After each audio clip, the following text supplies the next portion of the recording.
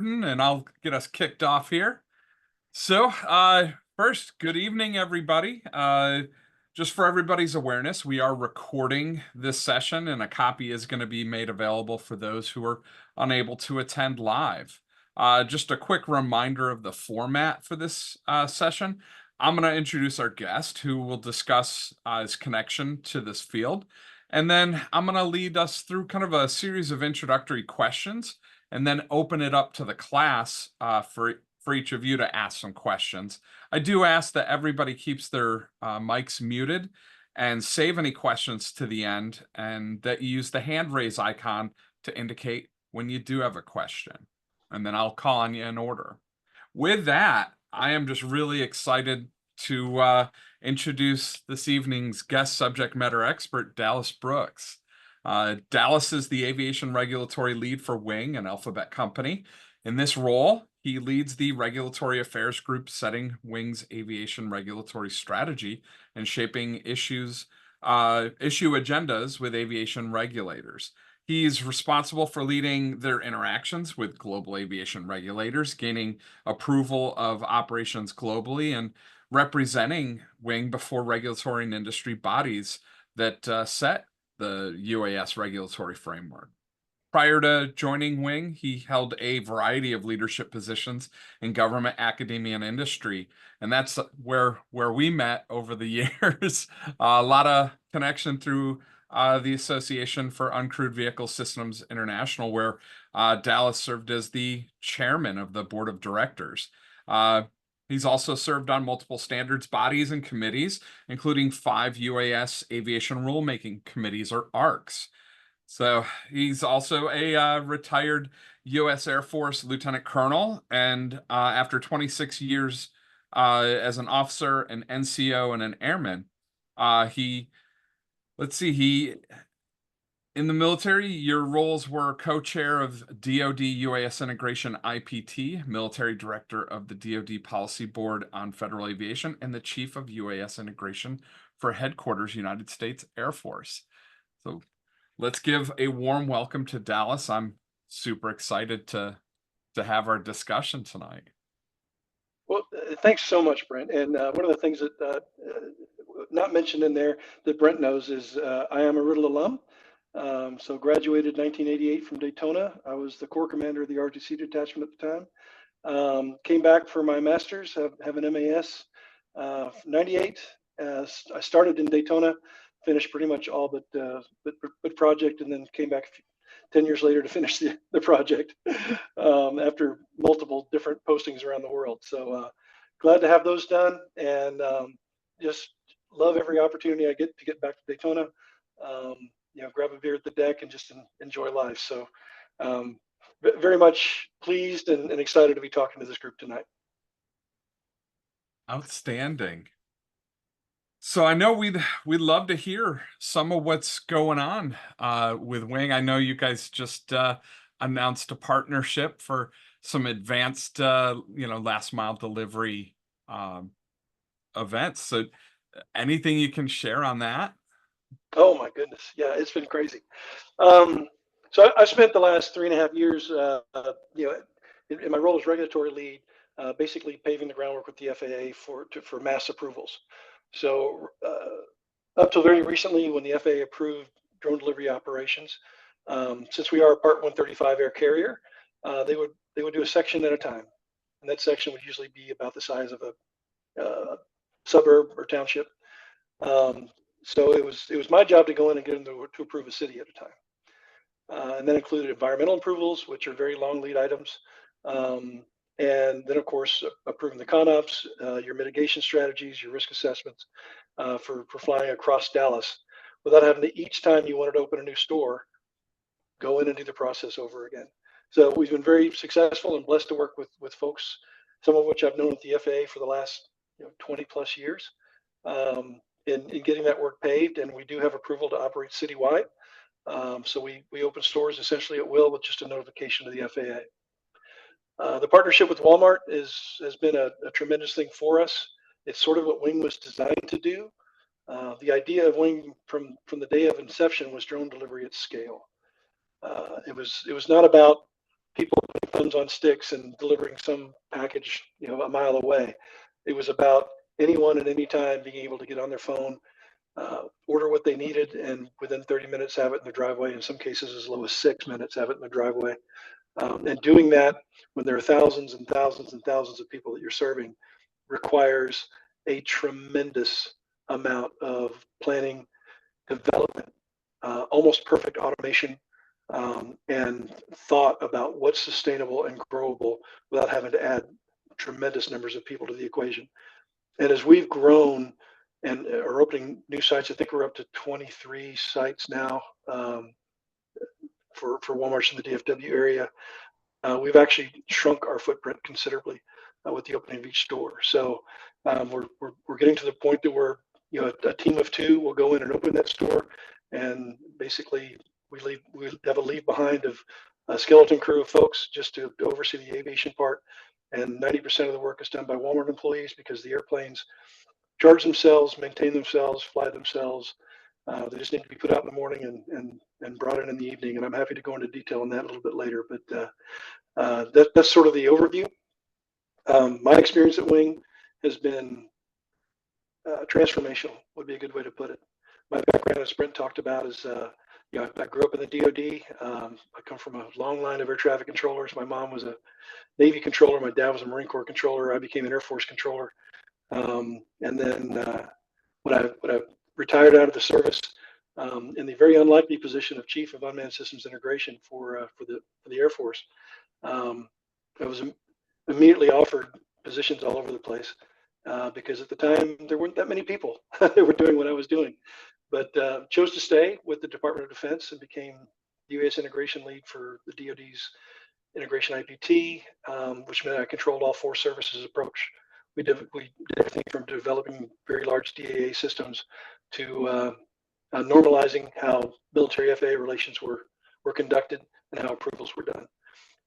One of my proudest achievements is in 2007, we signed a letter of agreement with the FAA. It was essentially Part 108, 11 years before there was a Part 108. So the DoD was able to fly at will, as opposed to 400 feet, up to 1,200 feet in Class G airspace across the country. So lots of fun times there, but I'm going to roll too much into this opening part and just get on to your questions, Brent. Sure.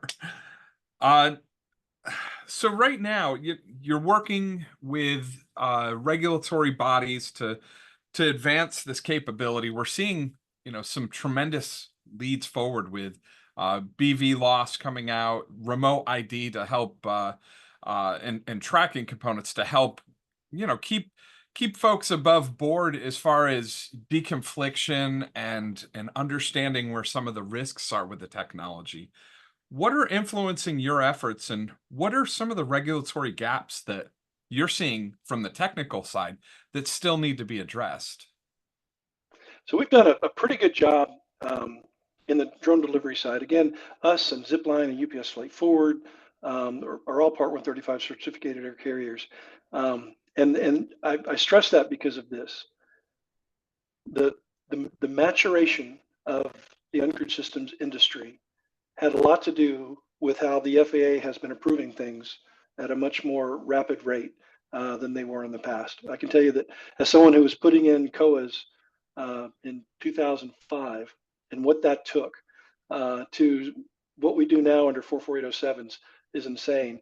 But most of that progress happened in the last 3 years. So the pace, the time from 2005 when I started, right, to 2018 when Part 108 came out, right, very slow progress. Again, on the DoD side, we had all this stuff in 2007, and it took 11 years to migrate that to the civil side.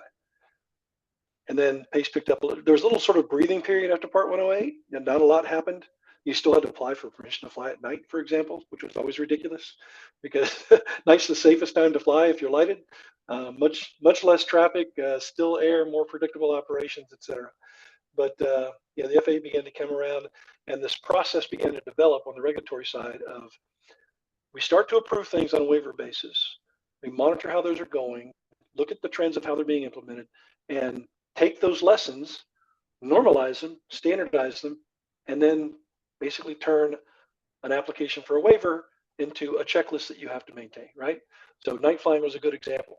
They looked at how night flight applications were being done, realized that we aren't seeing any uptick at all from people flying it in day, at night. The safety equation, there's no argument that it's more dangerous activity. And so what are we doing now when we approve waivers? As opposed to making people submit that paperwork, why don't we just turn that into a list of things that you need to do in order to fly at night and approve it by rule? And so that's what they did. And that sort of cycle has continued. Waiver, waiver, understand, approved by rule. Waiver, waiver, understand, approved by rule. And so that maturation, though, has been tremendously important because the FAA has been maturing, understanding how these systems work, who they truly have to worry about and who they don't. Going through the Part 135 process is extraordinarily rigorous, right? So we're doing the same thing as other air carriers are doing. You know, your Delta Express kind of folks and your commuters are all Part 135. And except for the obvious things like carrying passengers, you know, we still check the same boxes. It takes a lot less to check some of those boxes, but we still have to go through the process. And so they saw that we were willing to behave like aviators, would be a good way to put it. And saw our commitment to doing it right. And therefore, when I say we, I'm not just talking about wing, I'm talking about, and not even just the Part 135 folks, but commercial operators in general have grown into this role, just as the folks at the FAA have grown into it. You know, when I started, they thought that the DoD was a bunch of cowboys that were wanting to turn drones loose around the country and people were going to die by the thousands, and none of that came true. So since then, the folks that I knew coming up are now in senior management positions, and in some cases, associate administrator positions. And so we grew up together, and we've developed a trust and a bond, which is what regulation is always about. It's not just about making good rules; it's about trusting people to follow them and being capable to do that.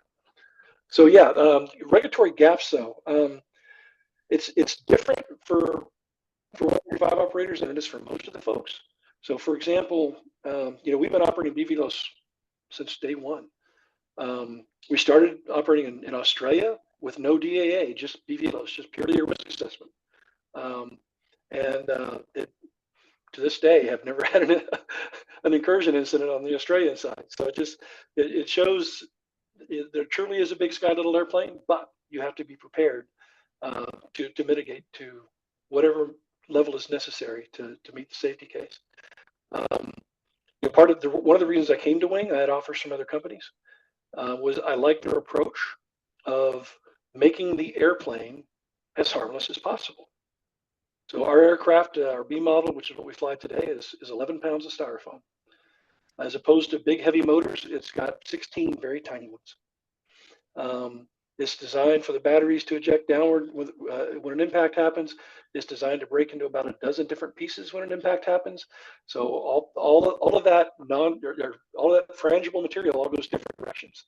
And so it might scratch your paint if you hit us, but it's not going to cause you to do an emergency landing unless you're just being cautious. And so that approach I liked. Other folks took a different approach. They did more of what I call it the airline approach, which is where you build triple redundant systems for everything on the drone, which is great from a technology standpoint. The downside is every time you add a system to a drone, you've got to power that system and you've got to cool that system. And all of that adds weight. And when you add weight, you've got to add mass, and your propellers get larger, and your motors get larger, and it's an endless cycle till you end up with a 100-pound drone to carry 5 pounds worth of payload. You know, our current aircraft carries just under 3 pounds worth of payload, and it weighs 11. We've already developed our next gen. It carries 5 pounds of payload, and it weighs 17, and it's still styrofoam. So, you know, I loved that approach on the wing side. It's not only are we working to do all we can to prevent an incident from occurring, but we spent a tremendous amount of money making sure that if an incident did occur, that folks wouldn't get hurt.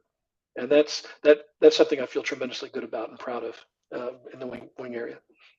I really appreciate a term you used earlier when you were describing your operations and your interactions with the regulatory, and that was you're aviators and you treat this as such. You bring that aviation perspective to what you're doing. And I know early days there was a lot of pushback from some of the folks coming out of Silicon Valley that they're very advanced tech people.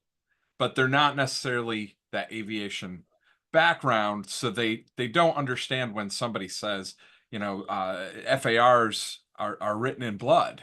The rules that exist have happened to prevent that from happening again. We've seen such a dramatic maturation of philosophy, and the folks like Wing that are now the industry leaders have clearly gotten that understanding of aviation culture and the importance of safety, and they're leading the way now. They're taking the things that they've pioneered on the tech side, and it's bringing it through to possibly even other industries. I talk about things like AI, in what we're seeing with ATC, Advanced Air Traffic Control. Some of the other training tools that are out there using that. Can you talk about, are there any key technologies that you guys are working with that are, really shaping what you're doing, but are on the verge of making something dramatically different? Oh boy, this is one of my favorite topics. So yes, on many fronts. The biggest thing, now I'll just do a generalized classification, then I'll give you some specific examples. But the biggest thing is the level of automation. So as I said earlier, when we put our aircraft out in the morning, set them on a charging pad, and we pick them up in the evening. But in between those times, not touched, not generally, unless there's a malfunction, we need to take it out of service, which the airplane diagnoses itself and reports it to us. We don't touch it. So the way our system works is when you put an order in on the Walmart app or the DoorDash app or whoever we're partnered with, that order is bifurcated, right? So you say you want a Philly cheesesteak, it goes to the person who's going to fill that order on the DoorDash side, or if you want a bottle of vinegar from Walmart, that goes to the same folks that do the picking that you pick up your order in your car. So whoever's doing the picking or the loading or the whatever, that's at the store level. That's not us. And it's their job to pick stuff out, weigh it, make sure it's within limits, put it in our specialized cartons, which is what we deliver with. And then they go outside and they hang it on what we call an autoloader, which is basically a very high-tech pole. But the other side of that order, when I said it was bifurcated, goes to us. And for us, we say, okay, this customer is at this address, which translates to this GPS address, and specifically to this part of their house. So if they said I want it delivered to my backyard, that's where it goes. I want it delivered to my driveway, that's where it goes. And so our service then computes the flight plan, and it's a 4D trajectory thing. So we are, first off, deconflicting from all of our own flights. It says, if we're going in this direction, where are we going to go? And as we plan these routes, we intentionally vary them. So if you had 6 orders coming to your house over the span of an hour, those airplanes would take slightly different ways to get there. And that's so we don't continually overfly the same locations all the time, even though you can't hear our drone when it's at altitude. When it cruises at around 250 feet, once it's there, you can't hear it. But we're very careful to make sure that everything we do has a certain amount of variance in it, because we believe that even the visual part of it, right? So there's various types of pollution, and the visual part of it is one of those things. So obviously our small drone is hard to see at 250 feet unless somebody told you where it was, and you can't hear it. So anyway, the airplane loads its flight plan from the automated system. No person did anything. It takes off and hovers at about 7 feet, does a self-check. All my motors powering as they should? Yep. All my control surfaces deflecting as they should? Yep. All my monitoring systems showing green? Yep. Right? And then at that point, it settles down and reports ready. When the package, once the package is put on the autoloader, that pole I told you about, then the airplane takes off, climbs to 21 feet, goes over the autoloader, drops the string, the line that are specially designed, what we call a pill is on the end of it. It's the hook, but it's a very, very highly engineered hook. There's been 50 variations of it. Picks up the package from the autoloader, winches it up, and heads out to your house. Once it gets there, descends vertically, again, keeping the noise footprint as low as possible, straight over your house, vertically down to your driveway or your backyard to 21 feet. Lowers the package gently to the ground, the hook automatically disengages, and we climb back up and head home. It settles on its assigned charging pad, because there's a QR code next to each one of those charging pads, and charges itself for its next mission and reports ready when it is. None of those things required a human being on the wing side to execute. So that level of automation means that our pilots, I put this in air quotes, our pilots don't do a lot. Our pilots monitor areas and not aircraft. They have, they're capable of monitoring 200 aircraft per pilot. The FAA is slow walking us to that point, but they've already recognized, because we've shown them that we can do it, that's where we're going. And so I think our next ratio approval is going to be 32-to-1, which is more than anyone else in the country is, that I'm aware of. So one pilot, 32 aircraft, and that's going to be jumping regularly until probably midsummer, when we get up to some limit to where the numbers don't matter.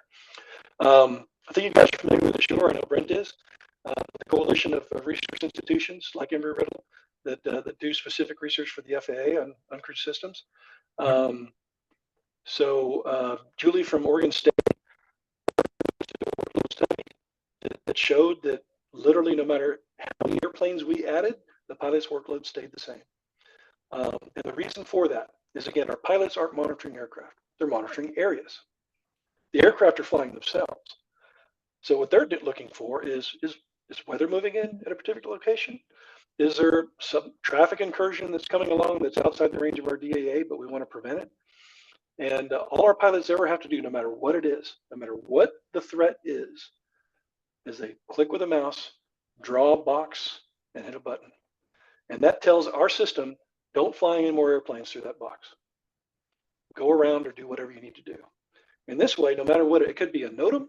Oops, something's going on here. It could be law enforcement telling us we're going to be flying in an area, we'd like you not to. Doesn't matter what it is. We have highly sophisticated coordination procedures with all those agencies. Click, draw a box, hit a button. Whether there's 50 airplanes or 2 airplanes, it doesn't matter to the pilot. So we're working closely with NASA's M2N group, which is working specifically on ratios, to show them that in some systems it matters, in ours it doesn't. And that's all because of the level of automation. So that is the most, I think, game-changing thing technology-wise that we and others are doing is showing that the system can scale rapidly without an impact upon the pilot. And we're capable of operating in essentially a pilotless environment. So we'll be moving from ratio-based to area-based approvals in the future. So instead of putting in for we need 1 to 100 ratios, we'll just say each pilot's going to have an area this big. That's what they're monitoring. And that's truly what's important. Because if you make the area big enough, there's a potential for enough simultaneous things to happen to keep a pilot busy. So as we work with the FAA, and of course Julie's done her work, we're doing a phase 2 set with Oregon State University. We're demonstrating that there are things that impact a workload, but ratios in a system like ours are not the thing. Simultaneous events are a thing. So let's measure that. Let's talk about how many is too many, how many are safe to handle, and then we work from there. So this turns, regulation tie-in here now, Brent, this turns the idea of PIC responsibility for a flight on its head, because the responsibility for the flight is not where the PIC is spending their time. And in fact, they really can't impact 90% of that flight. So responsibilities potentially need to change in highly automated aviation environments. So that could shift to the organization. It could shift to a designated executive that has, for example, even to the chief pilot, but someone that is possibly specially certificated by the FAA to hold such a position. So these kinds of things, how aviation policy and regulation are going to be shaped in the future are being driven by the technology that we're applying today. So that could be somebody that's in that safety management system approval chain. Typically, the way that looks, folks, is you'll have varying degrees of risk, and at each level, you have an authority that can say, yeah, you're go or no go based on what you've shown to mitigate or address that risk. So what you're kind of talking about is as that scale goes up, the more the risk, the more the potential. That's going to be like a CEO, or that's going to be a chief pilot, or some person up the chain to make that call after they've seen this is the evidence, this is what we have as an internal tool or process or mechanism to address this risk. And that's why I'm confident that we can go ahead and clear this today. So absolutely. So that's a person that would approve it on a systemic level, right? And then we might still have what we call area supervisors. They're not really PICs. They're just monitoring for trouble across a broad area or a combination of areas. They would have sort of tactical responsibility, but they would have to follow very rigidly defined procedures that same responsible person, Brent, would have to approve, right? And so the way we work hand in hand between operations staff, safety staff, how those roles are defined, this is probably the longest lead item that I see on the regulatory front, is because it's a structural change to aviation regulation, right? We are used to certificated operators, being Delta or us, having responsibility for certain things, like that the aircraft is maintained properly, that it's inspected properly, that routes are filed properly, dispatch functions are maintained. Those are on the certificated operator, but the responsibility for an individual flight is on the pilot in command. And so that responsibility may change, and if so, then rules have to adapt to enable that to happen. Because there's certain parts of 91 that say the PIC is the ultimate responsibility and authority for the operation of the aircraft. So, well, that same kind of similar philosophy is something that's becoming more and more part of advanced air mobility with the eVTOL and air taxis. Initially they're going to roll out with a pilot. It's envisioned they'll be, a pilotless, but you'll have a crew member somehow involved that could just be pressing a button to say, hey, we're green, we're good, we can take off, everybody's secured, or hit another button, we've got a problem. And I am the person who's authorized to say that. The FAA for the last couple of years and stakeholders have been kind of looking at that problem to say, do we need a PIC in this, or is this a new definitive role in the process? So it's great to see that there's overlap and consistency between this. There's a similar path and there's similar challenges. And this is one of the reasons I fought very hard, Brent, over the last 5 years, to keep AAM and UA separated. There's a reason for that, because the tendency is, they're doing similar things, let's lump them together. Yeah. But the challenge when you do that is everything gets slipped on the timeline of the slowest thing, right? And so I meant drone progresses and advances in technology and regulatory environment and everything else would be pulled backward to the AAM scale. And we can't do that. And one of the reasons why this is so important is that everything we're doing now in the drone, particularly the drone delivery space, where we have UTM enabled, like we are actively working in the DFW area with other drone delivery providers right now and deconflicting automatically through a pilot program that the FAA is a partner with us on. That the idea, right? So for those of you, most of you aren't old enough, but when next gen was a new thing in the FAA, so this is mid 2000s, the idea was that every aircraft would electronically file and be assigned a 4D trajectory flight plan that was automatically deconflicted from all the other aircraft that were on flight plans. As long as they were hitting their time gates and staying within their space windows, airplanes could flow at a much higher rate. That's what next gen was supposed to be. There'd be very little voice air traffic control. Most of it would be through data link and highly automated. And that way the system could grow capacity without having to grow thousands of controllers. Fast forward to where we are today, and we're doing all of that in the UA space. And what we're proving now with very low risk aircraft at scale can then be upscaled to work with larger aircraft with more rigorous implementations, like triple redundancy here and whatever, things that our airplanes just don't justify in terms of risk, but bigger airplanes carrying people definitely do. And so we prove the algorithms work, we prove that the connections work, and we prove that this is sustainable over a long period of time. And then the AAM folks take something that's already proven and just upscale it and make it appropriately safe and or risk appropriate for their operations. So everything we do is allows the AAM space to fast follow, which is very helpful for them.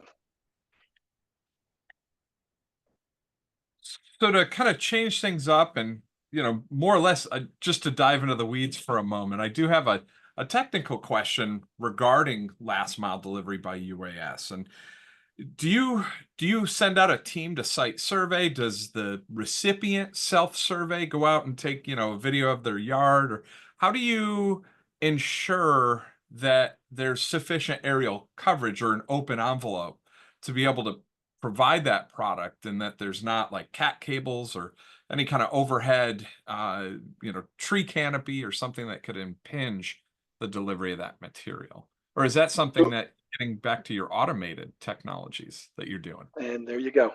Okay. So a few years ago we did. So it would take us months to site survey a delivery area that was going off of one what we call a nest, which is our operations pads.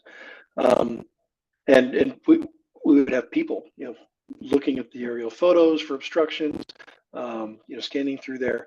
But I mean, this is the advantage of being part of the Google family, is you have access to tremendous imagery and tremendous imagery processing technology. And so as we've worked over the years to develop rule sets for what works and what doesn't and why, everything from the effect of shadows, to where power lines are likely to be, to our own restrictions about, obviously we don't land in roads even in emergency situations, and being able to trust that the data we have is current and ready to go. So once now that we've automated a lot of that process, the site survey doesn't take very long at all. We're spot checking things that are basically called up by the algorithm that flags. But then that's augmented when we begin operations, and we always begin operations at a lower density. We don't just open day one with thousands of orders. Every time one of those airplanes flies, it becomes a data collector for things in the vicinity of their route. And so if somebody pops up a crane, construction crane, happens all the time in Dallas, then that gets noticed, and we update. Boom, we flagged a crane, and then it may not show up on in the Google imagery for a couple of days, but we've gotten it much earlier. And so we still always verify, but we can get to an area of initial capability on a site survey within an acceptable level of risk very quickly due to the automation that we have, which is only getting better by the day, and then continue to move to every time we make a change or we do a catch, that information goes back into the system so we can learn from it and improve it. So yeah, the technology has been tremendous here. If we had to do 4 or 5 months lead time site survey for every new area, there's no way we could scale. It couldn't happen. So Outstanding. Well, I got a couple more questions, and then I'm going to open it up to the class. So if y'all could start thinking what questions you'd like to ask. Uh, what are some of the materials that are typically being delivered? Is it more like small electronics like iPhones or flash drives that are kind of higher density, higher value, or are they more like consumables, things like hot dogs, buns, low cost, low risk, but a need is immediate. If you're having a barbecue, you kind of want that stuff immediately. What are you seeing it across the board, or it, what's it look like? it varies. It used to be somewhat confined to certain types of items. Um, there's For the longest time, one of our biggest, our hottest items was coffee. And so, particularly in Australia, because we had basically on-site vendors that we didn't have to go site at their location, and people would be like, same time every morning, I want my coffee delivered, still hot, and they could do that. And because the vendor was right next to our location, it literally was still hot when it got there. And there's certain sundry items, but in Texas we had a big run on ice cream, so we were delivering pints of Bluebell, which in the middle of Wow. a Texas summer is Yep. it's one of the more impressive things you can do when the ice cream arrives and it's still frozen, assuming you get to it right away. We can't tell you what'll happen if you leave it in your driveway, but yeah, so certain sort of novelty items were sort of the rage for a while because people were just like, I want my drone delivery, give me something cool. But now we're starting to see, as we open more stores, particularly with Walmart, that we're seeing more practical items. So the case that I see a lot of is I'm cooking dinner, making my world's famous spaghetti sauce. I've realized I don't have any oregano. Do I want to stop? Things are on the stove. No, I don't want to stop. So pop out my phone, and I can have oregano delivered, in my driveway in about 10 minutes. So those are the kinds of things. The things that are obviously lightweight, because most of our fleet is still a 3-pound limitation. We don't own a new aircraft until probably some second quarter, I think, of next year. So we'll be limiting to a few items in a container, but there's such a mix. The biggest demand, though, for things that we don't deliver yet, are prescription drugs. People really would like to not have to go to the drugstore and wait. Those of you who stood in line at CVS or Walgreens definitely understand that, right? So that's a big deal. But we're working with the FAA on how we do hazmat, hazardous materials carriage. So we want to be able to, if you want to buy an iPhone and have it delivered to your house, we want to be able to get that to you, right? But that's got a lithium-ion battery, so there are restrictions on that. That's ironic because that's how you can start flying it. Exactly. It's like we already have 2 of them on board, so it is not lost on us. Trust me. So being able to deliver sort of higher value boutique items is really suited to drone delivery because we've been delivering for free for a long time, but Walmart's starting to charge on locations now, and so for us to pay a fee for a bottle of oregano, but higher boutique items. Sorry, I see a question for Monte. Yeah, we got a couple. I'm gonna go through the ones over in the text chat real quick, and then I'll start going to the folks raising their hands. Okay. So from Mark, what is your current distance limitation, and do you have a plan for relay stations to expand your service area? So first off, we generally work on about a 6 to 7 mile radius of a Walmart store. There's lots of reasons for that. One is to make sure that we can deliver in the time frame that we want to. 2 is it brings our airplanes back, even if they have to do contingency avoidance or go around one of those areas I talked about, with plenty of energy reserve. And so there's several reasons why we do that. But also, for those of you that probably were aware of this, something like 90% of America lives within 6 miles of a Walmart. so that kind of works for us, right? It suits our model. Relay stations, not really in our plans, because what it takes for us to put down a nest, understand that these things are basically mats on the ground. It's a charging mat and a fiducial map next to it, which has got the QR code. And so with even simple generator power, we can lay down a nest with 12 stations on it in a few hours. And so the idea of relay stations is not really appealing to us because first off, we would have to offload the package to charge the airplane. That doesn't make any sense for us. Or change the package to another airplane, which doesn't make sense for us. So we're trying to reach a maximum density of people that we can do by direct flight. So that there are other folks that are working on longer range issues. The challenge for that is volume. So the longer you go, the harder it is to make money. So there's also a question kind of building off of that. Do you have ad hoc IP mesh networks between your aircraft? Can they more or less daisy chain off one another? Is it a self-healing mesh network, or is it you just talk to one aircraft from your base station? So each of our aircraft leaves the nest with its assigned flight plan, which is deconflicted, right? We maintain communications with our aircraft via LTE. One of the things I didn't mention at the very beginning, which I probably should have, is Wing exclusively operates in the Mode C Veil of the airspace surrounding Class B airports. So that means 30-mile ring around DFW, 30-mile ring around Atlanta, 30-mile ring over wherever, whatever city you just randomly pick it. There's several reasons for this. One is density of people, obviously.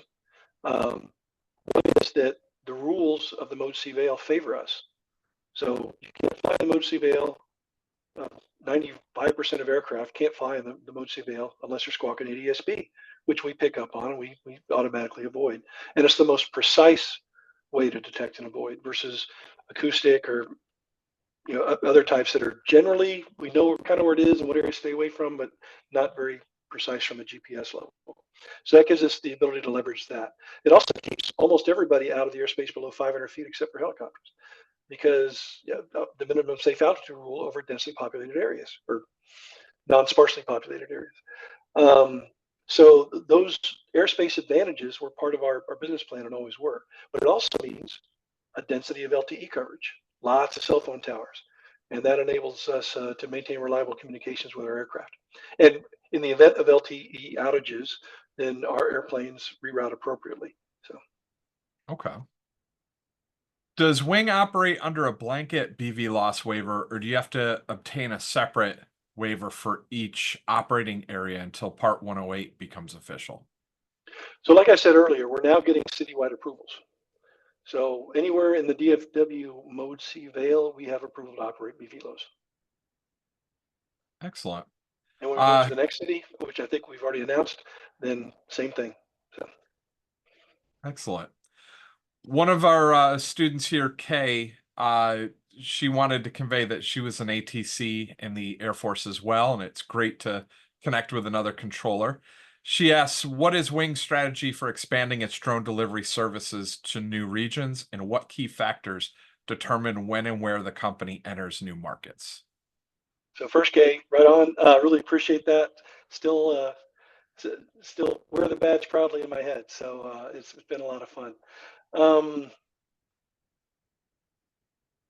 Strategy for expanding drone delivery services. So new regions. So we look at a lot of things. Some of them I've already talked about. So there's only 37 Class B airports in the country, something like that, 37, 38. So that obviously generally coincides with the more densely populated cities in America, right? So that sort of gives us a menu to choose from. And then we look at things that impact our ability to hit that service area. For example, we currently don't fly in Class D airspace. We obviously don't fly in surface Class B, so the 5 mile ring around the actual airport. And then we put a ring around just any kind of chartered airfield, and not 5 miles obviously, but we avoid those as well. And so each time we do that, it takes homes out of our available delivery resources. So, for example, I'll use Phoenix as a great example. Phoenix has a bunch of airports. Now, I'm not talking little GA airports. I'm talking, they got Luke Air Force Base, the Davis Monthan. I think at one point, I'm not sure it's still open anymore. One of them is closed. Phoenix itself, Sky Harbor. There's a bunch of airports, and so a lot of rings we have to protect that are basically blacked out. And so that's, we looked at Phoenix pretty hard. We're going to get there. There's no question, but it wasn't on our top 5 because, that kind of a situation. We want to make sure that we can reach the most amount of people as quickly as possible, because that's important to the success of not only Wing, but of the industry. Excellent. Reed asks, what's the operating cost per flight? And it might be, you might end up using a metric, I don't know, per mile, or do you have any number like that you could share? I can't share it, no. Okay. It is, so It's we have, proprietary. it is absolutely proprietary. That is closely guarded business information. At the same time, it's also a target. It is probably our most important target as a corporation, is getting the cost per flight continually down. So we have a lot of resources that are looking at everything from how the aircraft is designed and built to how much time we've got to spend on the regulatory side. And as I mentioned, that's gotten a lot easier. How we can automate or improve how fast we lay down a new nest, all of these things, the fixed costs, really, really matter. And driving the airplane cost helps a little in the variable costs as well. But the fixed costs really matter, because the variable costs, we can incrementally bring them down as well. But if you reduce that upfront investment, then you can reduce the time you have to operate to recover that fixed cost. And then you're just operating purely on variables. So yeah, it's a closely guarded number, and we have very specific targets to where we want to be. In fact, Wing's the kind of company that has gotten very serious about this, because Google has changed. Google used to be a company where let's just go do good things, and they still do good things, but now they're looking closely at how much does that good thing cost, and are we likely to see a return on that investment? So they've grown up too. Jerry says, with all your knowledge and experience with the Wing company and aviation industry, Do you have any advice for young people from 25 to 30 years old that are looking to start a small drone company and become successful in this industry?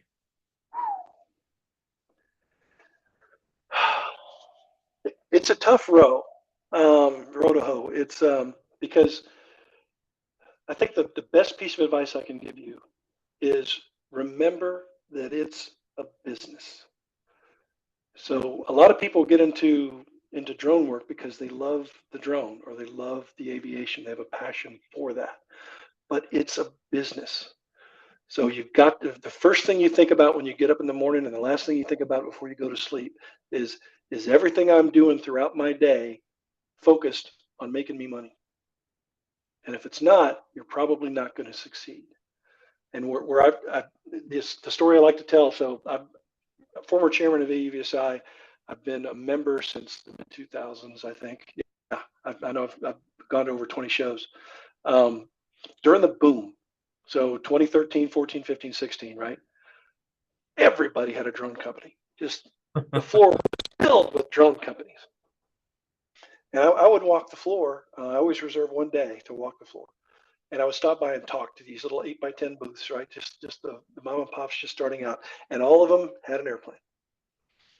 And I would ask them about it. I said, so as opposed to telling me about your airplane, tell me about your business. Tell me what idea got you started. And if they start with the airplane, I knew they were going to fail. If they wanted to build an airplane, they were going to fail. And they did. Those folks have went their way out ever since. The folks that I knew were going to succeed would tell me a story like this. I've been working at a mining company for 19 years, and we go out and we do these surveys, and they take us forever. And when the weather hits, they're bad. When this is bad, and this is bad. And so I just saw this need. I'm like, if we did this with a drone, it would be so much faster and so much easier and so much cheaper.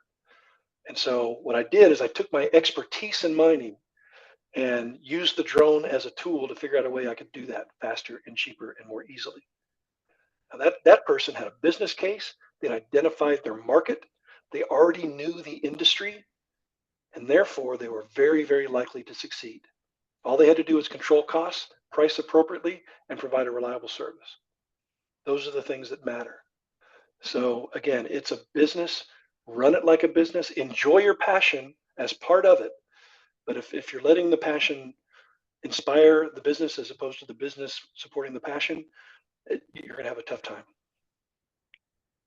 I love to hear that message because, class, if you recall last week's message to you all, well, at least the folks in 501, which is application of UNSY, I reiterated, while this is exciting technology, not every problem is solved with the technology. Sometimes the conventional way of doing something is more efficient. You have to look at the details of what it is you're trying to accomplish to see, is this somewhere where I can make it, whatever task I'm trying to do, cheaper, better, faster. And you can only usually do two of those. You can't do all three at once, very rarely. That's a unicorn.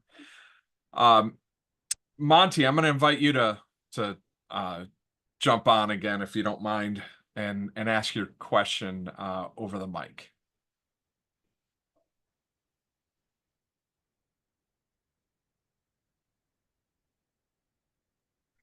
Sorry, I had to hit the non-mute button. Yeah, I was wondering what the load limitations for the deliveries were, and where do you see the load limitations getting to in the future in this market? So I think I've covered what they are now. So for wing, 3 pounds in the current aircraft, 5 pounds in our next gen aircraft. Amazon, I believe, is right at 5 pounds in their aircraft, and Zipline and UPS Flight Forward are in that family, in that range. Because the curve matters, right? So the more weight you carry, it's certainly not a linear relationship. So in order to carry another pound, I'm going to have to add a lot more than 1 pound to that aircraft. And then that affects battery life and range, and that affects the lethality of the platform, right? When it gets too heavy, too big, too hard, then that affects the safety equation. So there are practical limits to the way we do it now. I'll always caveat the way we do it now, right? Because I can't forecast the next breakthrough necessarily. But 5 pounds is our current sweet spot. Folks that want to creep up closer to 10, I think there's a viable path to that, and doing it safely in the next, even 3 years. Beyond that, it's difficult to tell, because then the package itself becomes its own issue, right? So when you got that much mass in the package, no matter how lightweight you make your airplane, you're still carrying that much mass in the package. And the heavier the aircraft gets, the more propeller you need to power that, the more noise you get. So there's lots of issues you have to solve on the engineering side to add just a little bit more weight. And so I think, again, I joined Wing for a reason, but I thought that their approach, which focused on let's maximize the volume within the sort of sweet spot that we can do right now very safely and very quickly and sustainably and at scale, drive the market. Because when you think about it, if you're getting, to Brent's point, if you're getting bags of groceries from Walmart, then that, on a per item basis, it just makes more sense to go pick up 15 bags of groceries in your car, or have someone bring it to you by car. But I need 4 or 5 items, then that is a fantastic, and I need them fast. That's a fantastic use case for the drone delivery industry, because it's about the speed. If you had delivered by drone but still had to wait 2 days because their own drone system was backed up, then why? Just use Amazon Prime and be done with it. So the idea is there's something I need, and I need it fairly quickly for a reason, and I'm willing to pay a couple bucks to have that happen. And so that's the market where drone delivery is now. Where it goes in the future, how much lift we get, you got to think about sort of the kind of the society that we'll be in at that point. Any one of the dystopian movies that you've seen, right, where all these heavy drones are flying overhead and it looks like it's a very polluted environment, all that kind of stuff. There's a cost one way or another. There's a cost in energy, there's a cost in safety, there's a cost in noise and environmental pollution, there's a cost. So it's really all about the sweet spots. And like I said, I see that between 5 and 10 pounds being the sweet spot for the next few years. Tremendous. All right, folks, we got time for just a couple more. So I'm going to kind of highlight some of the questions here. I would encourage you, jump on. If you've got a question, now is the time to really ask in person. Don't be shy. This is... And if you've already posted one that I haven't covered, feel free to talk about that one too.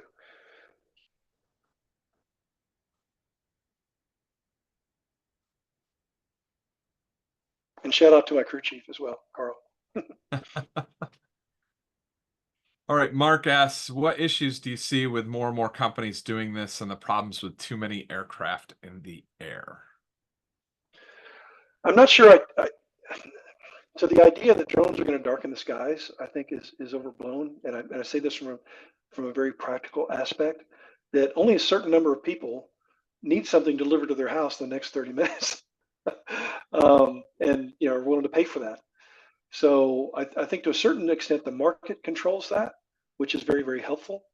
But the other side of the equation is are we prepared to handle what we get? And that's what we're doing on the UTM side, in what's called is it the site city? It's a pilot city program that we're working with the FAA. So we're working with Zipline and MANA and others. Like I said, to UTM deconflict the airplanes, no matter what company they're flying for. So that's an important thing for us. It's an important thing for the future of the industry, because we don't want someone to step in and start adding layers of complexity to our system for problems that we're well capable of solving ourselves. When you invite regulation, you usually invite it through incompetence or inability. And so we would rather demonstrate we can do this safely, and that way we can do it the most efficient way possible. So that's kind of how I see that. It's not going to get to the level to where people think it is, because not that many people need the same thing at the same time. But if it starts to, then again, market forces will definitely intervene. If it becomes that popular, then prices, uh, priorities will come into play. Okay, because now the bottleneck's at the store. So if we get 1,000 orders in the same hour, the store can't fulfill those orders. They don't have enough people to do it. And we've already seen during peak periods, sometimes people have to wait longer. And we tell them, we said, this one's going to take about 40 minutes right now. So do you still want it? And then it's up to whoever the store is, Walmart, because we don't control pricing, whether to offer them a discount for that or whatever. But yeah, there's lots of factors that sort of keep the number down, that make that sort of a self-regulating number to a certain extent. So yeah, right now, we're solving for that problem, but it's not a problem that has to be number one on our priority list, because we're just not there yet.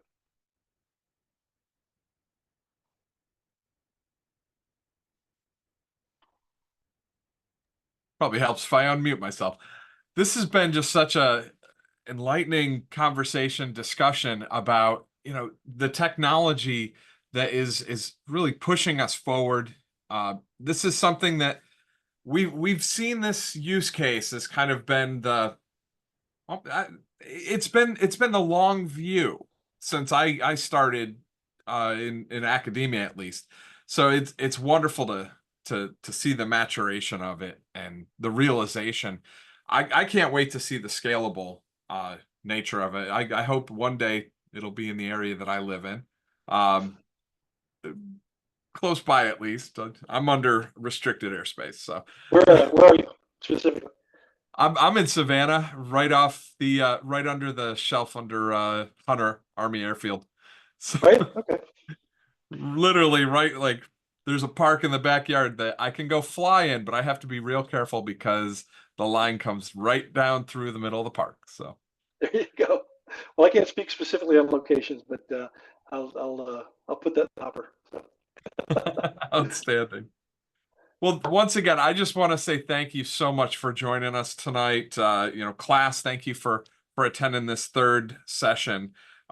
This has been, just like I said, really informative and enlightening, and it really helps us to better understand the challenges as well as the opportunities associated with the development and application of UAS. I hope to have the recording of this session uploaded to our discussion area tomorrow, as well as in the instructor corner for both my courses. And just really happy that we were able to get together tonight. I just got power back a day and a half ago. Yay. So it all kind of came together really well. Well, listen, this has been a treat, right? I mean, when you first reached out, I'm like, oh man, chance to talk to real students. That's fantastic. So first off, encourage everyone, keep asking questions, follow your passion, enjoy this. The part that drives me every day, I've been doing nothing but UAS integration since 2005. And I remember telling my friends, if I don't have this thing solved in 5 years, I've failed. So a lot of growing up since then. But where we are today versus where we were just 4 years ago is insane. I mean, it's no longer. I've been talking about drone deliveries as what's coming in the future for so long. I can't remember the first time I did, and now it is. 23 stores will be well beyond that in less than a year. We'll be in a second city in less than a year. So it's here, and now it's just a matter of how fast can we grow it. And that's due to the work of a lot of wonderful people like yourselves with a passion for this technology and a desire to literally change the world in some ways. So thank you. Thank you, Dallas. Take care.